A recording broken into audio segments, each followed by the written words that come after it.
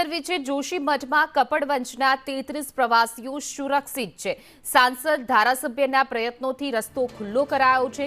તંત્ર દ્વારા રસ્તાઓ અવરજવર માટે ખુલ્લો કરવામાં આવ્યો છે। પ્રવાસીઓએ તંત્રનો આભાર વ્યક્ત કર્યો છે। પ્રવાસીઓ ફસાયા હતા બદ્રીનાથ રોડ ઉપર।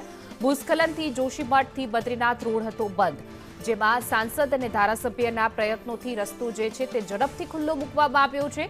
સાંસદ દેવુસિંહ ચૌહાણ અને ધારાસભ્ય રાજેશભાઈ ઝાલાએ પ્રયત્ન કર્યા હતા। સ્થાનિક તંત્ર દ્વારા રસ્તો ખુલ્લો કરવામાં આવ્યો છે અને તમામ જે પ્રવાસીઓ ગયા હતા એના પર સતત નજર રાખવામાં આવી રહી છે। જો કે જે 33 પ્રવાસીઓ ફસાયા હતા એ પ્રાથમિક રીતે જે માહિતી પ્રાપ્ત થઈ રહી છે તે રીતે તમામ પ્રવાસીઓ સુરક્ષિત છે। કથા માટે 50 યાત્રીઓ ગયા હતા અહીંથી।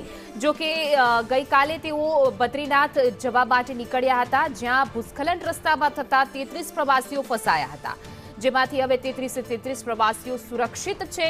રસ્તો ઝડપથી જેસીબીની મદદથી જે છે તે ખુલ્લો કરવામાં આવ્યો છે। ગુજરાત સરકારે ગુજરાત પ્રશાસન દ્વારા પણ જે છે તે સતત પ્રવાસીઓ પર નજર રાખવામાં આવી રહી છે।